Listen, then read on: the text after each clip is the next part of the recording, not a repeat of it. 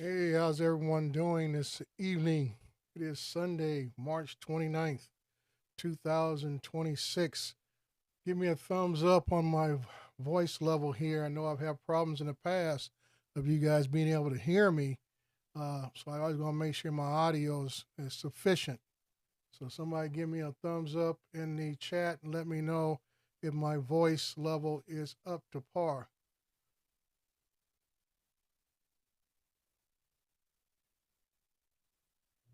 Okay, maybe everybody left. I didn't get no thumbs up yet. Well, either way, we're going to push on and somebody let me know. Okay, thank you, Al. Give me a thumbs up. Let me know my audio is doing good. I know that's always a key thing when you're doing podcast or live streams, as they call it. And as always, I try to do my live streaming here each month to cover some of the aspect of commercial flying and also try to straighten out some of the misinformation or confusing information as far as what's going on in the drone community. We know pretty much if you've been involved in drones for at least the last 5 or 6 years, you know we have been struggling for the most part and struggling, I would say, legislatively. We have been on the I say the wrong end of the attacks. We have been suffering quite a few blows, and it has harmed us. There's no way of getting around it. It has harmed us, and some of it is a fault of our own, but I would say majority of it is based upon I would say people who want to be competitive found a way to found the edge, and that is to be creating a atmosphere of fear and lack of knowledge, and definitely having deep pockets as far as be able to pay off what you call I want to say legislators, but paying off the people who influence them. So we're going to push on here right off the bat. Hopefully, more come in and join us here down the road. I think we got 7 watching now, and we're going to keep going. And we're going to talk about what I have been trying to stress for the last, what, when did remote ID come out? 2, 3 years ago now? And even in that language, when we talked about remote ID, it talked about LEAP. And everybody kind of laughed it off at the time and says, well, the FAA doesn't have enough manpower and everything else. And I have to say that that was people not reading the details. You always say the devil's in the details. And I said, I read it and I understood it for what it is. You know, the LEAP stands for Law Enforcement Assistance Program, which puts it in plain language. Every law enforcement official, related agency, regardless if it's federal or state or local, is now mandated by law to report all drone incidents to the FAA. Okay? So, like I said, a lot of times, excuse me. Wow. Barkley just pointed out FAA does not have manpower, but local law enforcement does. And that's why LEAP is now really being taken more seriously, because that is what is actually happening. Is local law enforcement is stepping up to the forefront and enforcing several laws, but they're just mandated as a reporting agency or a reporting element to the FAA. They're not required to make any arrests. They're not required to confiscate, but they do have the authority to do either. If they feel there are local crimes involved, a violation of state laws or whatever, they can actually arrest you. As far as confiscating your drone, if they feel the drone itself is part of the case that they're going to be reporting, they have the authority to confiscate your drone as evidence and not just take the SD card out of it. They can take the whole drone, and they are authorized to do that. So now that more legislation is coming in effect, we have actual federal agencies who are now involved in these roles, as far as the Custom and Borders agency at our ports of entry, who are ramping up their efforts in trying to restrict certain elements, certain brands coming into the country. Now you're having other law enforcement agencies taking these same steps. And that's why I tell people a lot of times you have to pay attention to what your local and state laws are doing also. Because basically, your local law enforcement are going to stand up for their state and local laws first before they act on federal law. So if they believe or find out that you're in violation of a state or local jurisdiction violation, that's where they're going to come at you first of all. And that's what I'm saying, that you have to be mindful of certain things that are going on in your community, in your state, and more states are jumping on this bandwagon. We know Florida was at the forefront, especially when they took away all of the Chinese-made drones from their law enforcement and first responders. And then they started making additional laws covering different areas of the landscape of Florida. I knew parts of the Everglades, which were protected lands, fell under federal jurisdiction. But now you have actual states saying, hey, you can't fly over state parks when it used to be just federal lands, or national parks and things like that. Now you got some states saying you can't even fly within a state park. And And that means a lot of different areas that people don't really recognize as a so-called park in itself, which may be just an area. I know out here in California, you may be on a beach area, but it actually may be part of a state park. I have the San Bernardino National Forest just to the north of where I live at. Technically, it's a national park. Now, California doesn't has not restricted flights in national parks, but in many cases, especially in the beach areas, they would want you to at least submit paperwork requiring permission. And how they get around that, they view any type of drone activity as filming. So basically, they're saying that you need to apply for a filming permit from the state or authorization from the state to conduct filming. And that even goes out to people who want to go out and visit Death Valley out there, which there's nothing out there. It's a desert, but it is a popular tourist area at certain times of the year.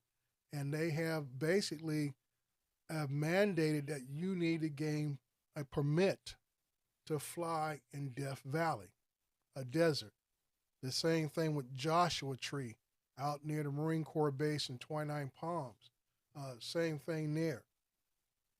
So these are the things you need to really start paying attention. And I have to emphasize my fellow hobbyists as it's really important for you guys to really have your ducks in a line, in a row, to make sure you don't get, as we say, get caught up. Someone may be a little bit extra zealous in their position of law enforcement who might want to push the issue, who may be an anti-drone person themselves, and they're going to use their position to hammer you down.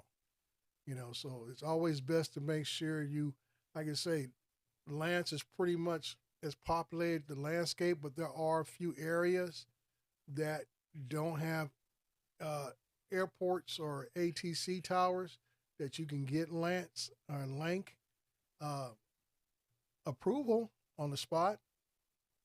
And that's always a tricky thing because it's something that just goes on your phone now. So, like I say, if you get Lance or Lank approval, make sure you take a screenshot of that on your phone or tablet. So if you are approached, you can say, "Hey, I'm approved for how many feet that you are being cleared for." So that's the first hurdle right there to keep people off your back. But there are areas that a lot of us fly, especially hobbyists, fly in Class G airspace, so we have to worry about getting uh, Lance or Lank approval, and so that just kind of just takes one aspect out of the whole picture. Now, reading Al's here, got Governor Overreach, all the beaches up here are state parks. Reason I don't fly for fun anymore, but only fly for fun. Hey, that's why, for me, Al, me, I got into this all because of being a commercial pilot. I never was a hobbyist to start with. I've always been a commercial pilot. And not that these issues were part of my concern. It was just the reason why, as an inspector at the time, I felt it being another tool in my tool belt to make things a little more better and provide a better service to those I'm inspecting and for the city I work for. So, like I say, but now several states have really jumped on that bandwagon of trying to curtail our activities as drone pilots to, the who, what, where, and why we can fly. And that's why I say, people kind of gapped off this L.E.A.P thing a couple years ago when it came out originally with remote ID. But like I say, from a law enforcement background that I have, uh, I saw the writing on the wall. I was seeing where this was going, and I understood the language that it was being presented in, and that it's just a matter of getting a number of states, governors, and local jurisdictions to get behind it. And next thing you know, it's a full force deal. I know in the city of Long Beach, California, where I started my law enforcement career, we had a separate department that patrolled the harbor area and the beach. So the regular PD didn't have to go out and do that kind of stuff. So you may have different law enforcement entities or agencies within your area. It could be state officers, it could be park rangers, it could be, like I say, harbor patrol. All these different aspects that you got to think about. Who is minding the store, as we say, who's minding the store overall. And that's why you got to think about, okay, do I need to contact these individuals and find out, is there anything going on? And like I say, here, Barclay's talking about the term critical infrastructure. That is the key term. And when the FAA has allowed local jurisdictions to determine what critical infrastructure is, that's where they got us by the shorts. Because what we deem is not critical infrastructure, they can deem it so. Just like I was reading a couple of people in one of the drone web pages, they're asking about flying over a nuclear plant, and I'm like, everybody's telling them not a good idea, but he's saying, well, the FAA says it's in Class G, and I said, dude, sometimes just because they don't say don't mean you should. I could say critical infrastructure. I mean, if anything's critical infrastructure, is power plants. You know, power plants, electrical grid locations, uh, fuel facilities, especially in today's environment. You know, nobody wants to see an incident or actually have you associated with some type of nefarious activities of trying to, feed information to, nefarious groups or individuals who may want that information to try to do some type of sabotage or whatever. So I would say be smart. Don't try to outsmart the system, but be smart about your own safety and security, and don't put yourself in a situation that you're going to need to explain yourself in great detail and maybe held for a day or two, to put it bluntly. Everything.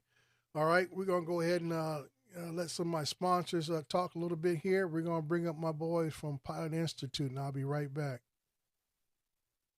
To be the best, you have to train with the best. Pilot Institute.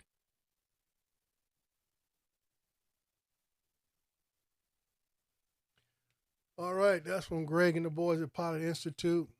As like I said, I like what they do and they stand behind what they say, and that's why I want to join up with them about a little over a year ago. Bring them on as a sponsor of my show because I appreciate what they do for the community uh, as a whole, and we all know Greg is definitely on our side.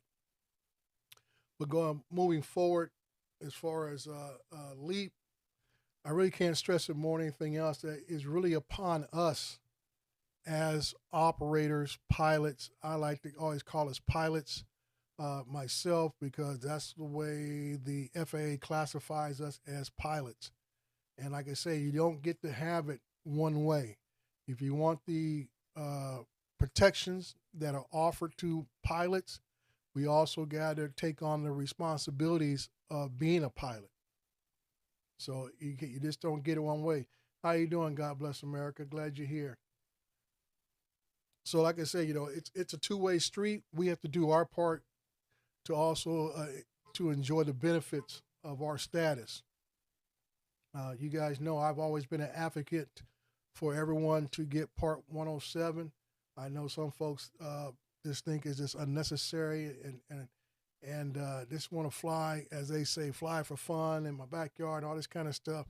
And I always equate hobbyists is no more different than manned aircraft hobbyists. Okay, those individuals have to test. They have to actually get a physical to stay qualified and hold their certifications as pilots. And like I said, the only real difference is there's a bigger aircraft, has to be stored at an airport, and maybe some places in the middle of the country they can take off from the back 40 and land their little biplanes or whatever else they have, and go from there. Hey, East Coast, how you doing?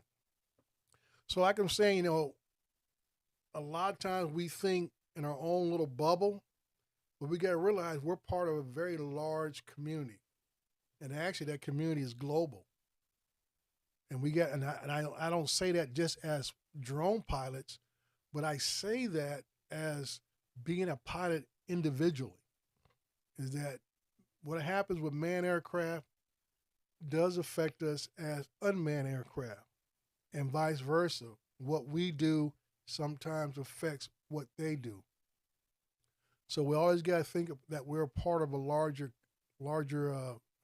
world, a larger group, and we need to just be mindful of what we do and where we do our things at, and understand that sometimes we are our own worst enemy, and we got to realize that sometimes we need to be a little more responsible in what we do. And as most courts have straightened out of late, ignorance of the law is no longer a defense. It never was a defense, but a lot of people didn't see drones as what they do today. Even the court systems have elevators from just being, as a lot of us still call it, toys, to actual aircraft that can be a problem if not flown responsibly. So that's what I'm saying, that we're other entities are taking us more seriously, and sometimes I feel we don't take ourselves seriously enough. So that's just my little tidbit of word of advice on that part, is that we need to maybe take ourselves a little more seriously on what we do. And I mean, there's nothing wrong with being serious and having fun. You can be both, all in one, and going from there. Uh, Another thing I wanted to touch on, and I just wanted to show a little bit of difference on what I do as a commercial operator, what Al does, Time to Fly does as a commercial operator. Uh, I know a few other folks in here who pick up a little work, whenever they can, and I just want to present this to you guys. I'm gonna move something over here, and I'm gonna show you. Let me bring this up and change my camera view. Okay, this is a mission from a well-known group here in the United States, Fly Guys. This is on a 3D smart oblique mission. And this is why I try to show people that talk about, oh, I just want to get a drone, make a little money on the side.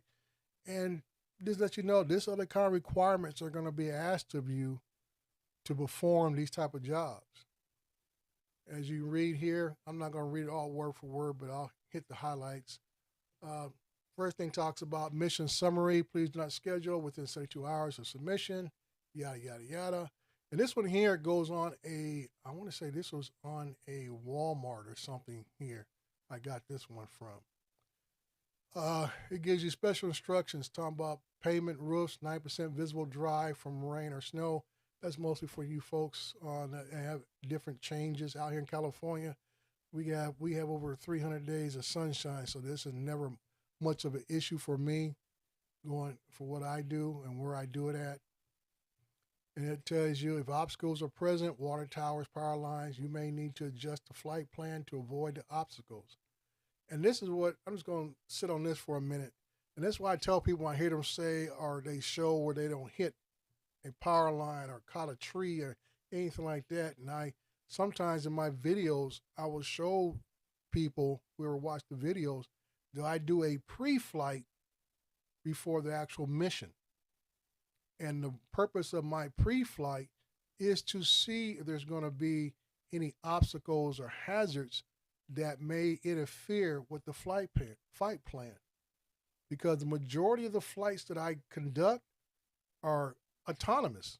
So it's just, I plug in the flight hit the start button, the drone takes off and goes. So what happens is if I don't check for any hazards or obstacles up front, the drone, hopefully, some people do this, they take off the sensors and let the drone just go. If you turn off your sensors, the drone's going to run smack into something. It's not going to stop. And it don't, like I say, if you're flying a planned mission, you don't want it to deviate the flight path because now I'll get that a little later on. Why not? Because now you've altered the flight path itself.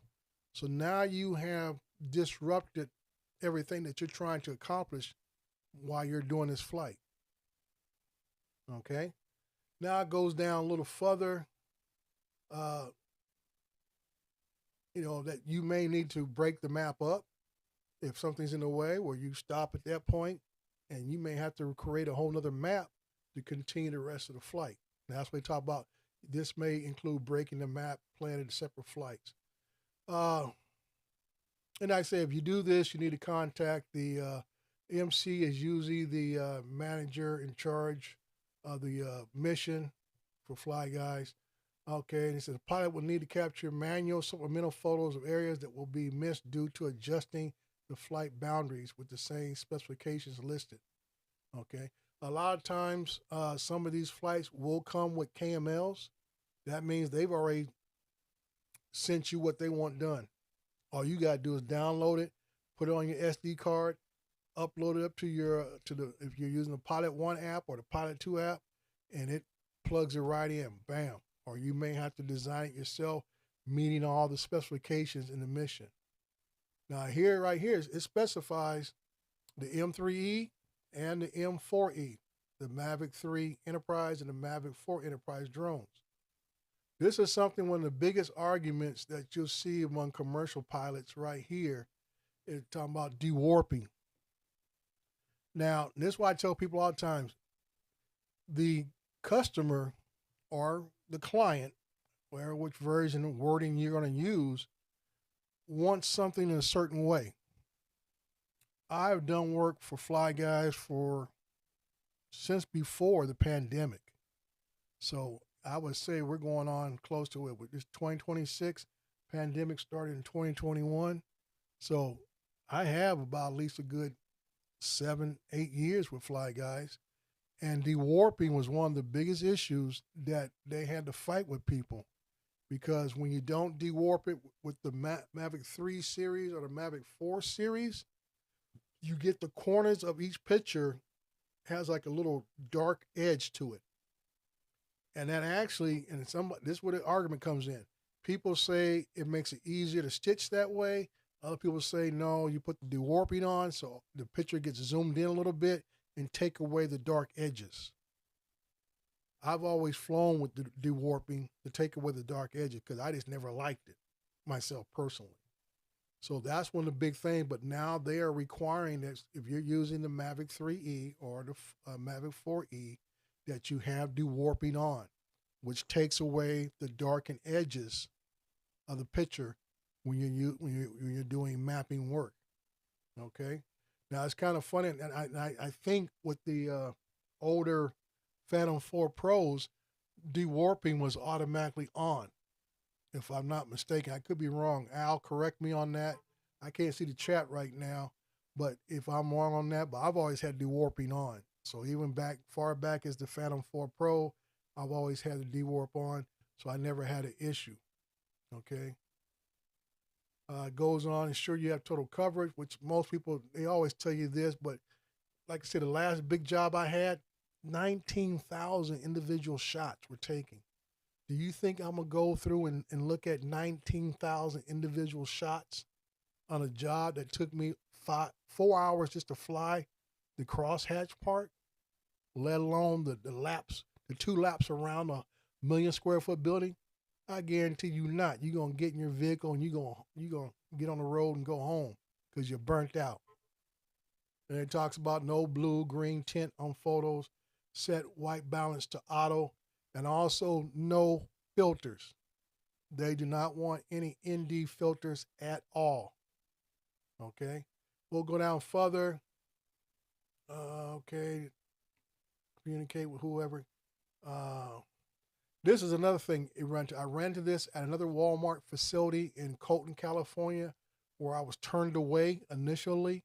Had to come back a week later, and they were kind of sketchy about me being there then, and that you just can't show up at people's sites and throw up your drone. Even though, like I said, I don't fly on property because it doesn't make you just cause yourself a problem. You're too close to the building, you lose visual line of sight, and you're also going to lose signal because the building itself becomes an obstacle.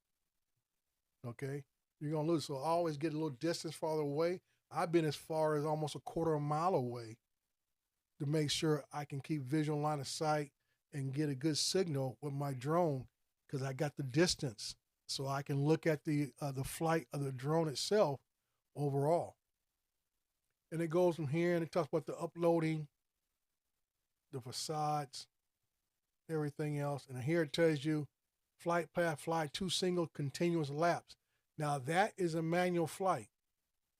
And you got to have on that manual flight, you still got to maintain a 75/75 overlap. The only way you do that is that you actually got to do it more of an overlap. It's almost like every picture you take, you're just squeezing that trigger button on the controller. On taking pictures, you just as you're manually flying this thing perpendicular to the I say parallel to the wall, because you're about somewhere around 15 to 20 feet, and you're getting a straight shot. 70% of that picture is the side wall of the building, 5% sky, and you got another 10 to 15% of the ground. 70% of that shot is going to be the wall, and you got to maintain a 75/75 overlap, and you're flying around a whole rectangular shaped building doing that.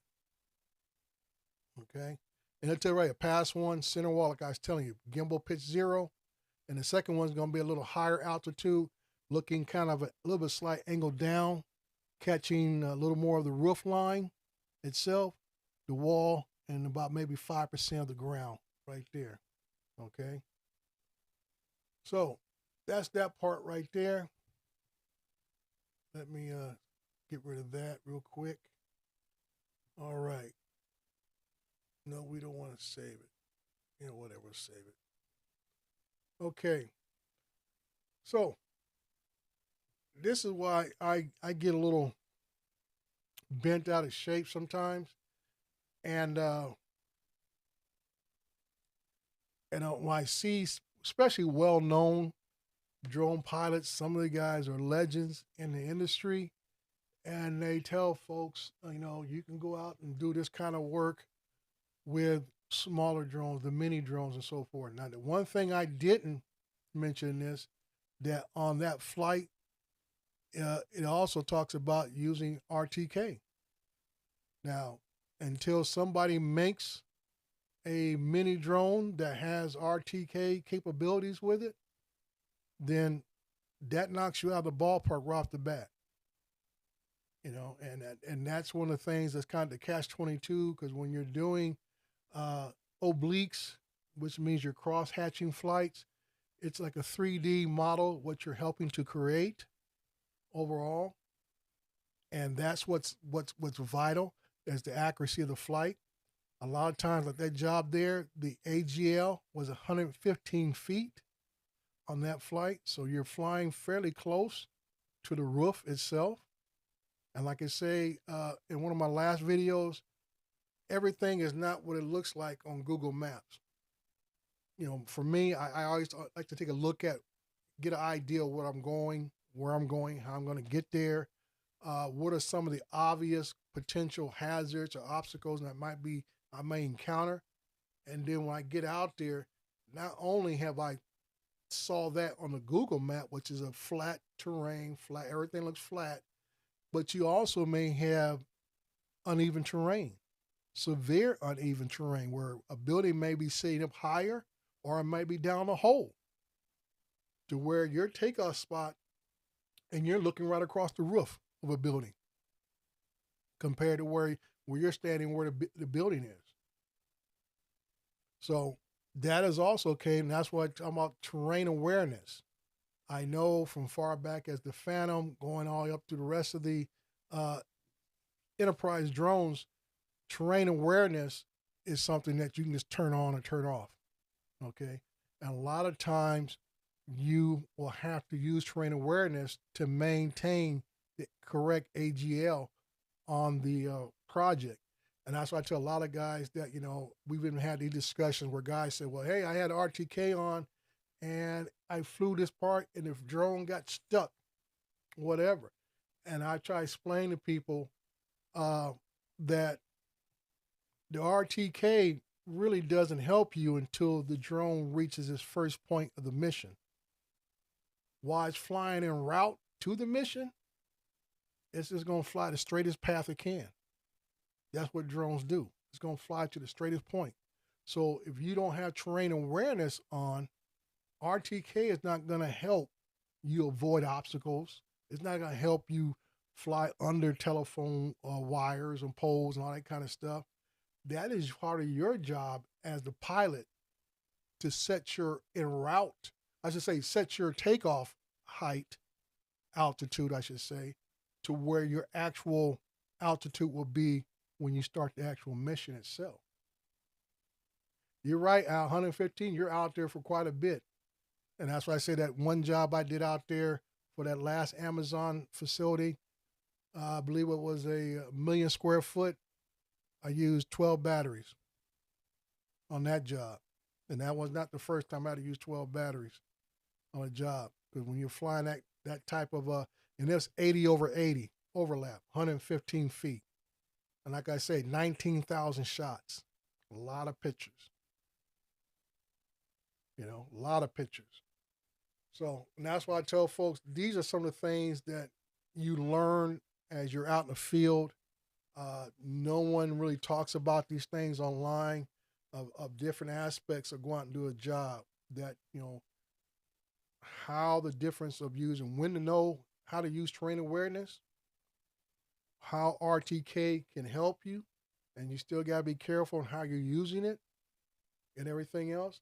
And I can tell people, well, gets confused. RTK from the base station, it doesn't send signals to the drone.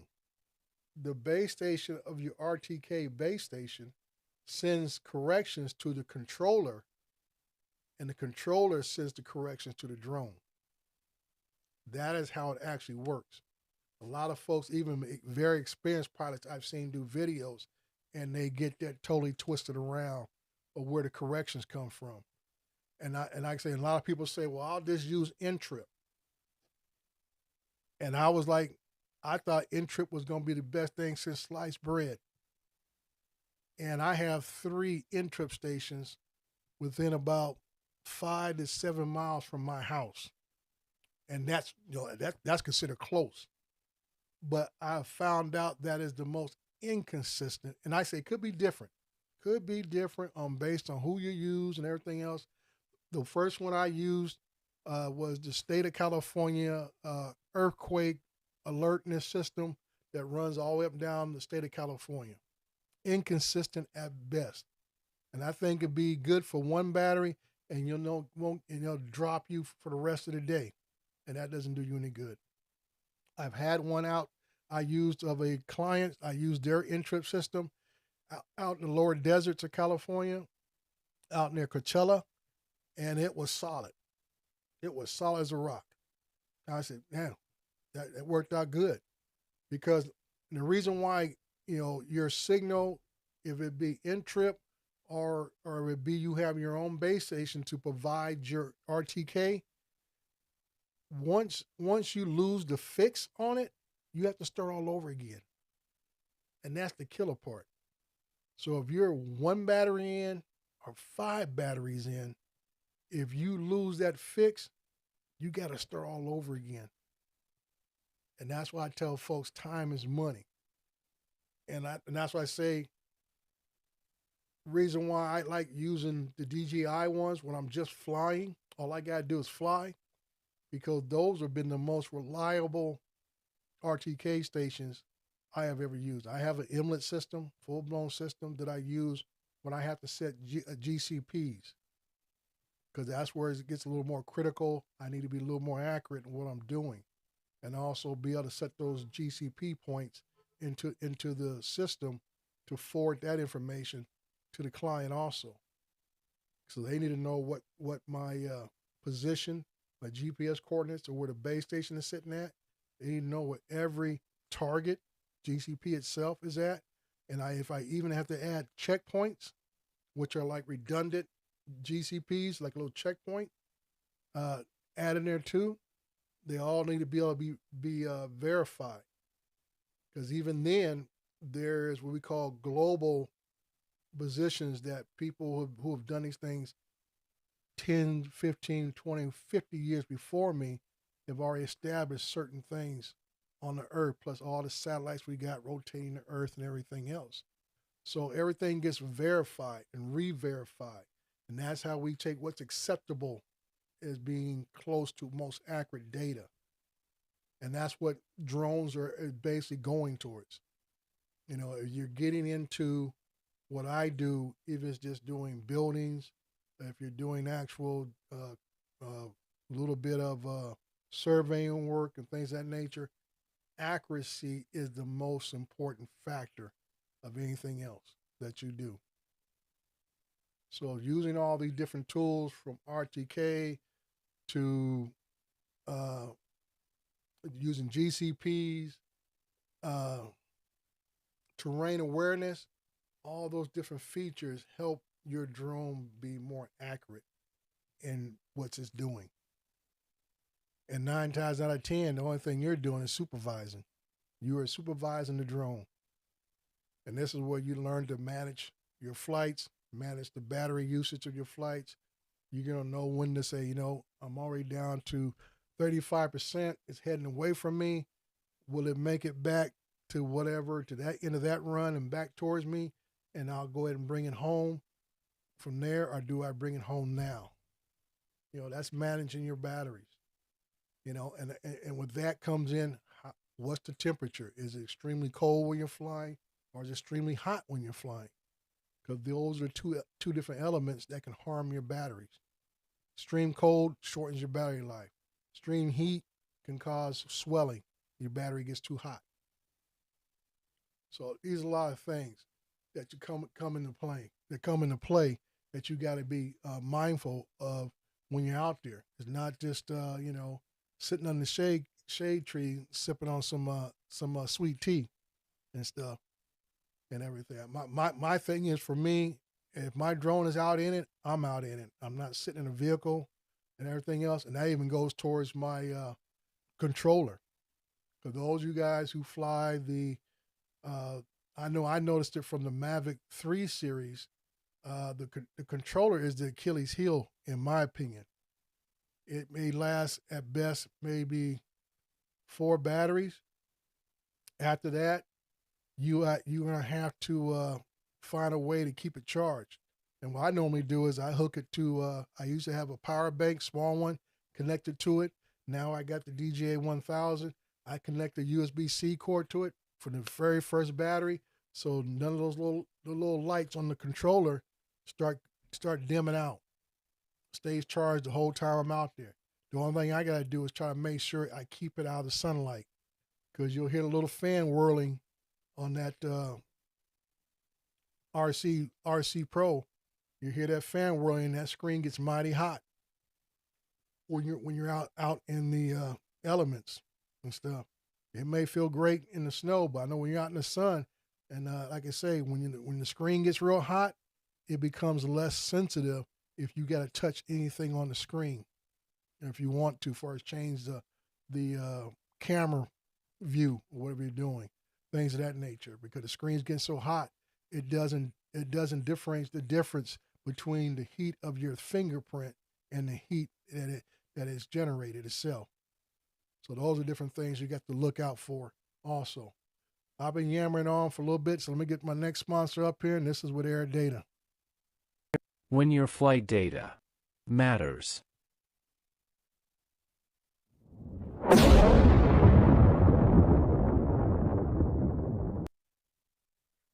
All right. You guys know I'm a great fan of Air Data. Air Data kept me out of trouble one time with local police because somebody thought I was spying on their family on their pool when I was actually taking pictures of the property next door. So Air Data, like I say, was my defense and went from there. So like I say, you never know what's going to help you out when you need it. Be able to show your drone information and going from there. Let me see what else we got going on. Just of late, we know we're hearing a lot about these anti-drone systems being deployed by military and certain regular airports. I think I read a story somewhere. Guys were down there in Yuma, Arizona. Uh, were trying to do a flight. I believe they were doing a paid job down there, and the flight got disrupted. Went to automatic return to home, and they went up two different times. Same results. About time they got the drone back, they saw a military vehicle come towards them. Start questioning about who, what, where, and why. And lucky enough, they showed their Lance approval for the flight and everything else. And the guys there called the tower, let them know what was going on, and they were able to successfully complete their mission after that. Once again, I'm surprised that, like I say, even though all they did was get Lance approval, I guess it was part military, part civilian controlled airspace. So they didn't. I know a lot of times when I get near the two, well, yeah, the one civilian airspace here in San Bernardino, if I'm, within like a mile of the tower on the airport property, I'm required by my COA is that I have to call the tower. I have to call the tower prior to my launching, and I have to call the tower when I am finished and let them know where I'm at, how long I'll be flying, and go from there. And they can turn me down if they want to or tell me to wait or whatever. And the same thing has to occur when I'm out there near March Air Base in Riverside, California, that I'm required to contact the tower for my final approval on the spot. I have a COA out in that area for that entire area that extends from Paris, California, all the way to was it Moreno Valley into the city of Riverside, which covers that whole military airspace. And like I say, I'm supposed to contact the tower prior to, let them know where I'm at, or what I'm flying, and everything else. 'Cause I know out of that place they fly the Reapers out of that base, and I've seen them real up close. So, and I actually had an incident where I had a job out there.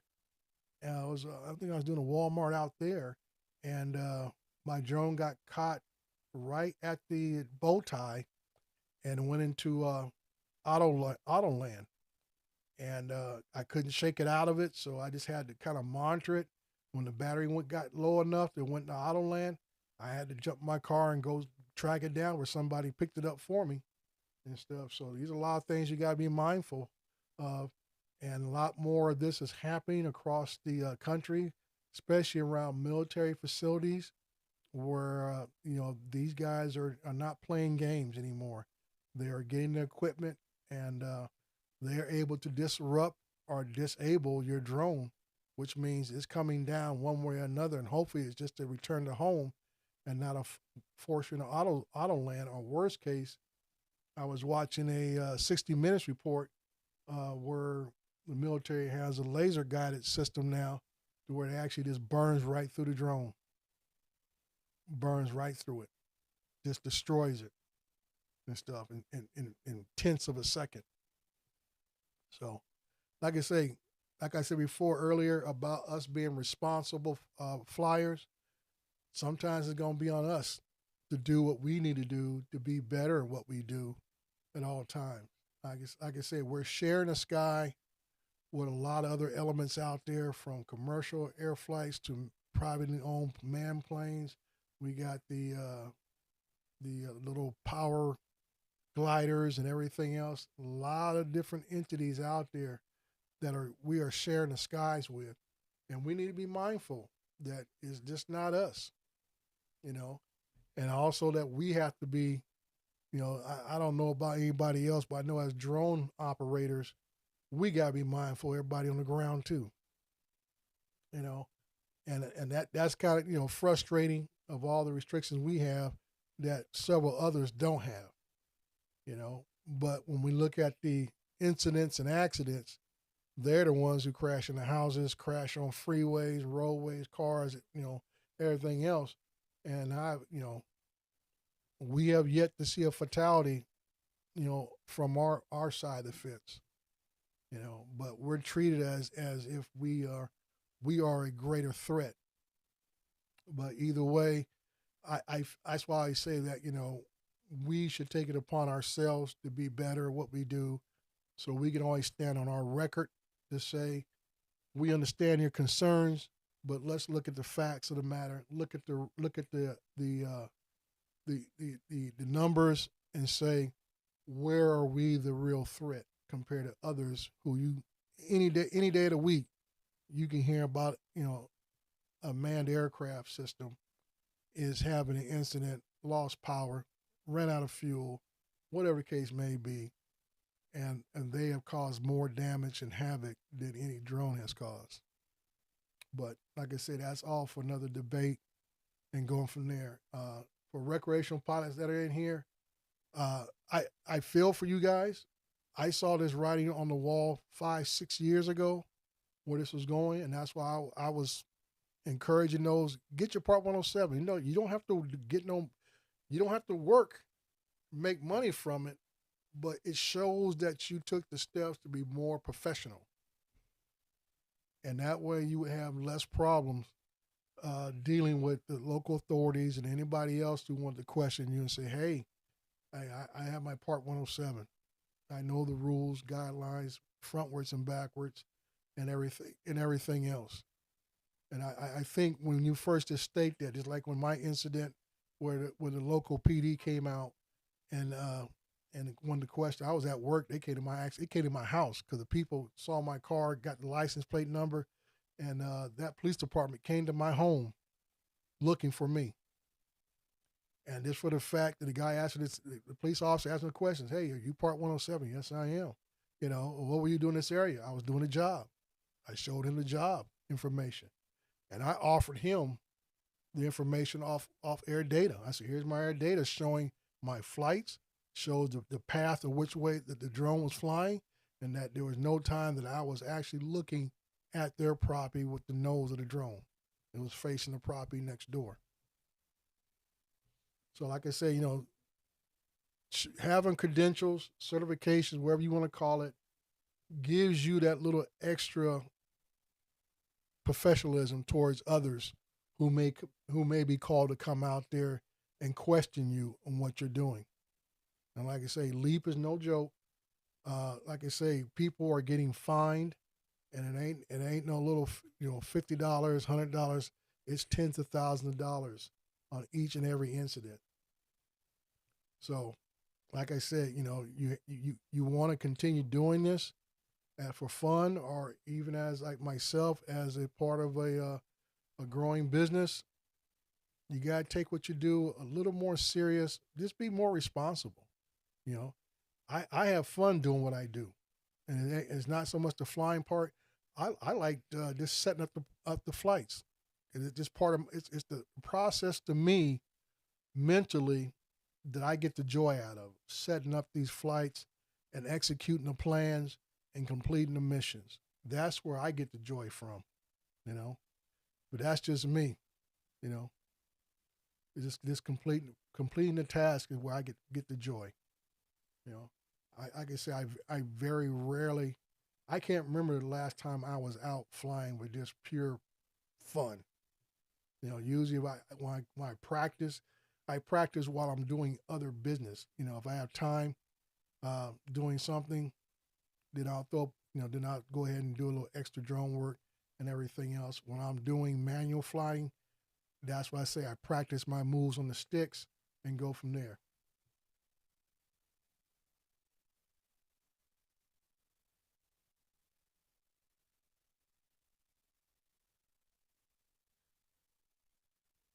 I'm trying to follow Ray of Sunshine. Said many institutions do not know do's and don't like Fly Guys to make requirements, which FAA website was better at describing rules. Hobbyists follow instead of just CBO. Yeah, like I say, that's why I got away. I mean, I tell people, I came up from boots up. I did the old drone base, now it's ZView and Joiners IO. And I tell you, and that's I was so glad to get away from them people.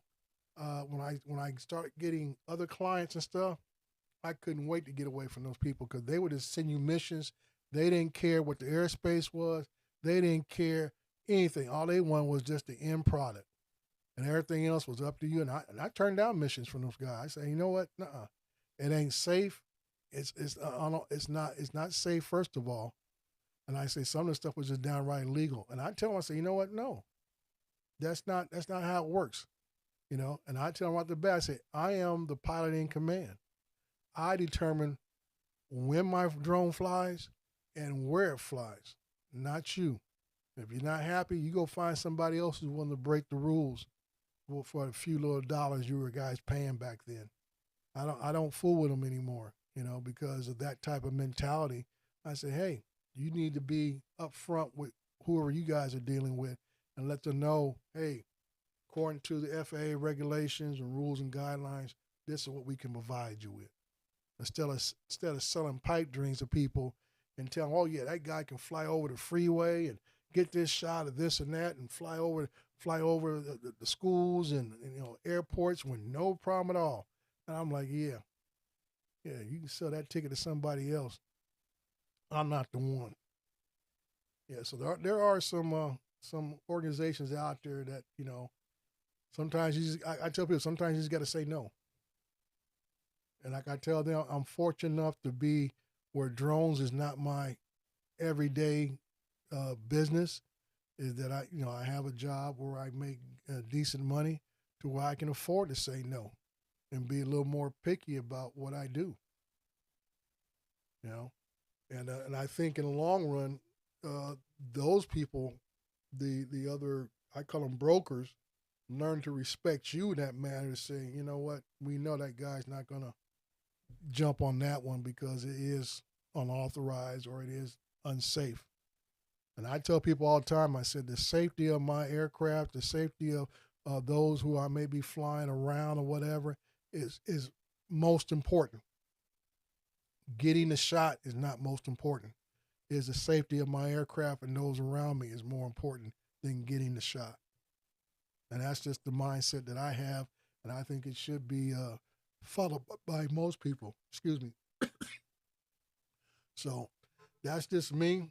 I hope everyone has a great Easter coming up here. I think this was, as they call it, Palm Sunday for us Christians. I know other people may call it other things in their faith, and I know Easter is coming up next week. For me personally, uh, my mom's services will be the week after Christmas, so I'll be off work during that time, taking care of the final uh, going away ceremonies for my mother, and then hopefully things will get back to normal in the long run. So as always, folks, I appreciate those who came in. I hope like I say, anytime you guys got a question, just throw it up in the chat. I had a chance to read it and go from there. And like I say, when you watch my videos, I'm willing to share you guys everything I do. You know, to me, competition is not something to be afraid of.